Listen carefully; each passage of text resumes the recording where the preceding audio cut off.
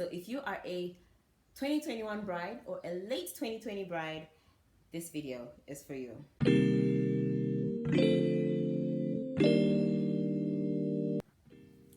Hey guys, welcome to or back to my YouTube channel. It's Dr. Kasampa Monde, or for many and for most, just KB. Today, I am going to tell you about wedding planning. I am a young wife. I'm hardly a year into my marriage. Actually, I'm almost a year into my marriage and I'm so excited. But there's so many young wives that have become young wives in 2020, and there's so many young ladies that are going to be young wives in 2021. So one of my favorite people in the world, my Uncle Andrew, told me, "You are very stubborn," and I like it. Yes, I tend to be stubborn, but that's not the point. That is totally not the point. I'm just going to tell you how I step-by-step planned my wedding with the help of a lot of people, including my now husband, and how it's so important for you to plan a wedding within your means, firstly, and to your specifications, secondly, and obviously with enough compromise to incorporate your family members, and that's third. So the first thing is planning a wedding within your means. Now, if you are African and particularly Zambian, you know there are wedding committees and family groups and, you know, small bunches of people that collect money to help you with your wedding. But at the end of the day, you are ultimately going to spend the most amount of money. So if, for example, you get engaged now, literally now as we speak or as you watch this video, which is around September, you probably want to be looking towards having your wedding within 6 months or later, to reduce on the pressure, to reduce on the stress, to reduce on the oops, we don't have money for that type of thing. So my husband and I started saving for our wedding when we were, I think when he just proposed. I don't know if he was saving before. I honestly don't know if he was saving before. He never really told me that. But when he just proposed, we started saving. Now, while we were dating, I hadn't yet started working. I was still battling my licensure exams. That was a difficult time in my life. Anyways, I was still battling my licensure exams, and he was already working. He's been working for a while now. And when he just proposed, he told me straight up that we would reduce on expenses because, you know, girl gotta be taken care of. And so there's certain things that I sort of had the right to in his salary, and so we had to cut out some of those things. And when that happened, we started saving, I think, about half of his income until I started getting paid. It was a very long time later. So we started saving months before the wedding. We got married 7 months after he proposed. So that was like 7 months of saving. So that's the first thing. Save. Do not rely on your family. Do not rely on your friends. Don't rely on an advance that you hope you're gonna get before your wedding. Just save. You're better off saving money than getting a loan and spending it at a go and paying it off in your marriage. Trust me. Just trust me on that one. Secondly, know what you want ahead of time. It's okay to change your mind on certain things, but know what you want ahead of time. So allow me to narrow it down to Zambia. I know I have people watching all over the world because I am speaking primarily to Zambian brides. We have a lot of things that happen around weddings. So if you're from the northern part of Zambia or the eastern part of Zambia, chances are you're going to have a chonga mulilo or show fire. Or you're going to have, I don't know when Mateveto is done. I still don't know when Mateveto is done, honestly. But if it's done before the wedding, yes, that's a massive thing you're going to have as well. You're going to have your kitchen party or your bridal shower. And then eventually you're going to have the wedding itself, which is the church service and the reception, or just the reception if you're going to have a civic center wedding. So if you know what you want, then you know how much you're expected to save, and you know how much you want to spend, and how much you're going to probably expect from your family members. So my husband and I didn't have any of those. We just had a church service and a reception, and this worked well for us It worked well for our budget. It worked well for our time frame. It worked well for us personally. I have nothing against kitchen parties. They are amazing. I have attended a couple of them and I like them. I just didn't want one. And I told my mom. She wasn't for the idea at first, but she warmed up to the idea and she helped me plan this. My uncle, like I said, and his beautiful wife, Mama Butch, helped me as well. They were a big help. So, first of all, like I said, save. Secondly, know what you want. Third, have a strong support system. So by that, I mean someone that's going to speak in your stead. I'm going to say this I'm trying to look for a diplomatic way of saying this, but when it's time to plan a wedding, your parents take over. They do. They so totally do. And it becomes so hard, especially when you know what you want and they know what they want, and you have to understand them.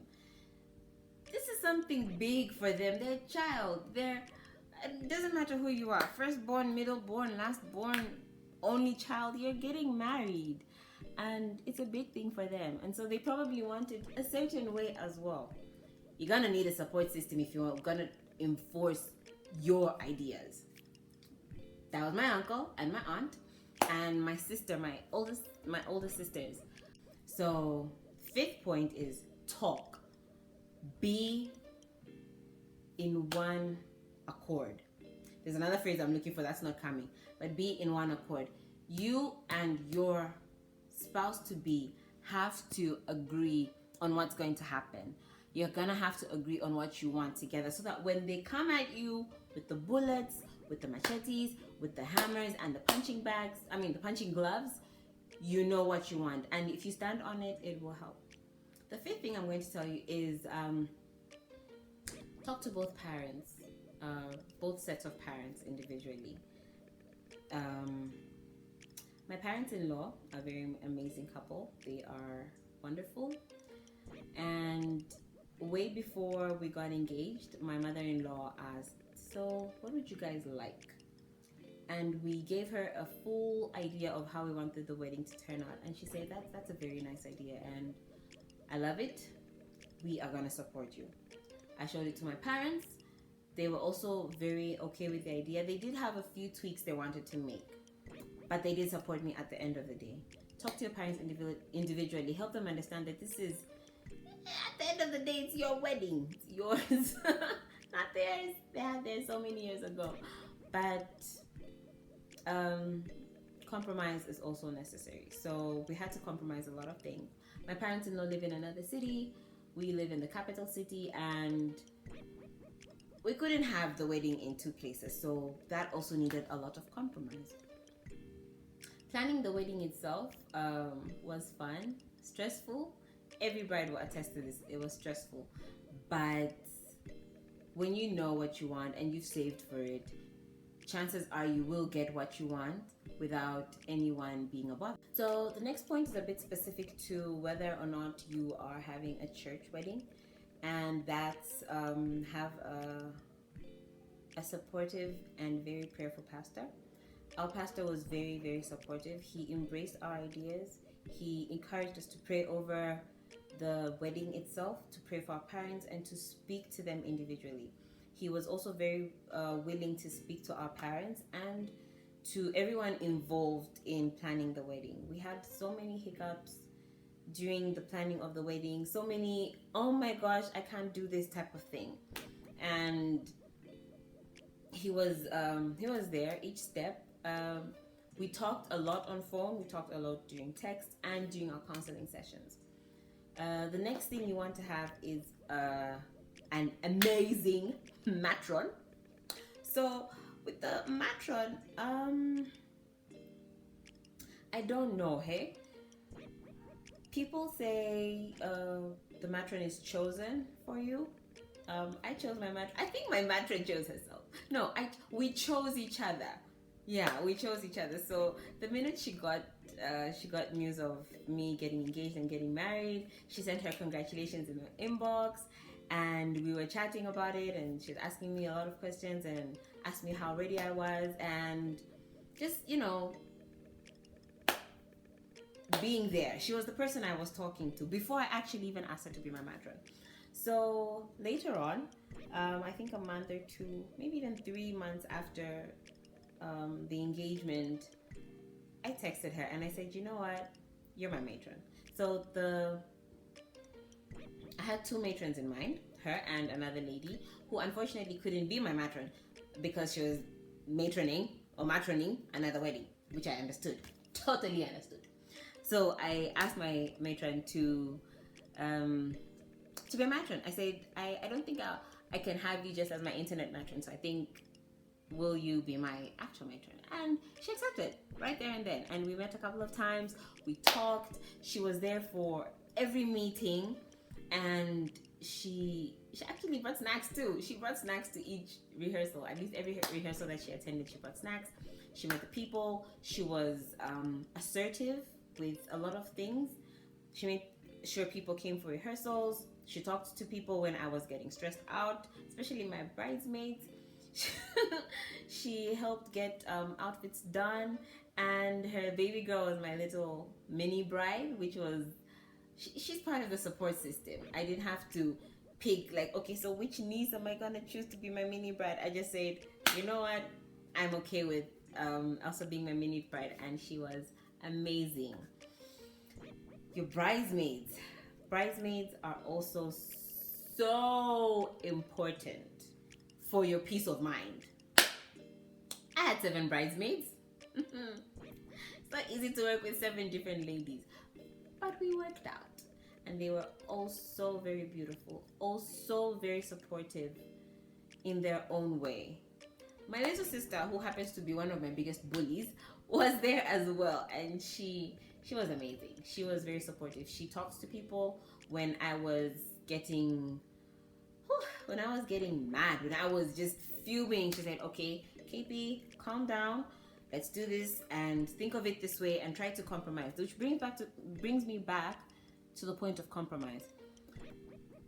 Unfortunately, not everything will go your way. You have to accept it. Not everything will go your way, because if you think everything is going to go your way, nobody's gonna come for your wedding, unfortunately. So compromise is very important. So for you to plan your wedding, I will go over the points one more time. Make sure you have a wedding within your means, because if you're gonna plan a wedding that's like 100,000 kwacha or 200,000 kwacha, and you make a monthly income of 4,000 kwacha,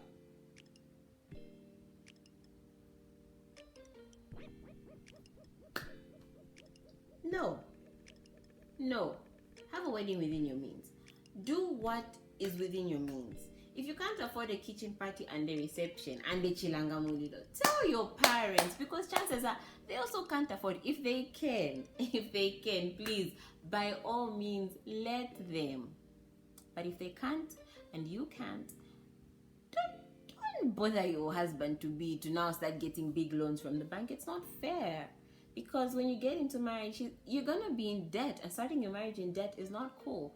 I don't know what that feels like, because we didn't get any loans. We started our marriage on a clean slate, and it felt good. But I have friends that started their marriages in debt, and I see the stress just by how they're living till today. So live within your means. Budget within your means. Know what you want, which events you want. Have a strong support system, a prayerful pastor, pick a prayerful pastor, a strong matron and patron. Yes, my matron's husband was also very supportive. They were just the best, ultimate best. Their daughter too. Their 2 daughters too. Second one was still baking, so she was supportive by being there each time and not making my matron sick. Yeah, and compromise. It's so important to compromise, because at the end of the day, you do want a wonderful wedding. And when the day comes, take it all in. Just take it all in. Don't be angry. Don't be frustrated. Just be like, you know what? The day is here. I'm happy. I'm going to be Mrs. Somebody. And yeah, just be happy. Enjoy your day, and be sure to pray about it. I know not everybody that's subscribed to this channel is Christian, but I won't hide it. I'm Christian, and I believe in the power of prayer. So pray about it every day, every single day. If you have any more questions regarding planning a wedding, do hit me up. I will tell you. I'm so open about it. I'll tell you everything. Thank you so much for coming. Be sure to like, share, and subscribe. Tell a friend to tell a friend, and I'll see you in the next video.